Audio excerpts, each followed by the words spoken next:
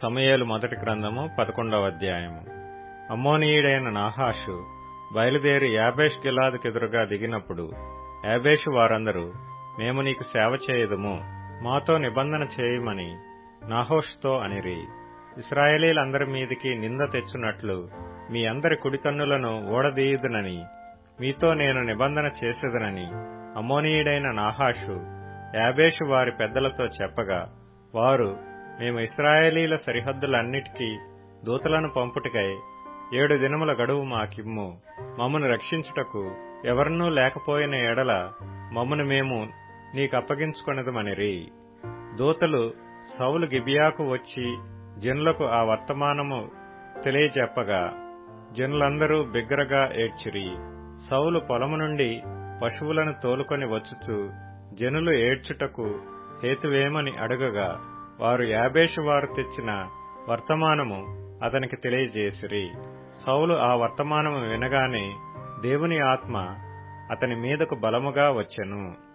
అతడు అత్యాగ్రహుడై ఒక కాడి ఎడ్లను తీసి తునకలుగా చేసి ఇశ్రాయేలీల దేశములోని నలుదిక్కులకు దూతల చేత వాటిని పంపి, సౌలుతోనూ సమూయేలుతోనూ చేరకుండు వాడెవడో వాని ఎడ్లను నేను ఈ ప్రకారముగా చేయుదునని వర్తమానము చేసెను.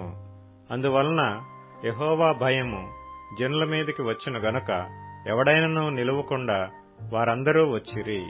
అతడు బెజకులో వారిని లెక్కపెట్టగా ఇశ్రాయేలు వారు 3,00,000 మందియు, యూదావారు 30,000 మందియు అయిరి. అప్పుడు రేపు మధ్యాహ్నములోగా మీకు రక్షణ కలుగునని యాబేష్ గిలాదు వారితో చెప్పుడని వచ్చిన దూతలతో ఆజ్ఞనిచ్చి వారిని పంపివేశెను. దూతలు పోయి యాబేషు వారికి ఆ వర్తమానము తెలుపగా వారు సంతోషపడిరి. కాబట్టి యాబేషు వారు నాహాషు యొక్క దూతలతో ఇట్లనిరి, రేపు మేము బయలుదేరి మమ్మను అప్పగించుకుందుము. అప్పుడు మీ దృష్టికి ఏది అనుకూలమో అది మాకు చేయవచ్చును.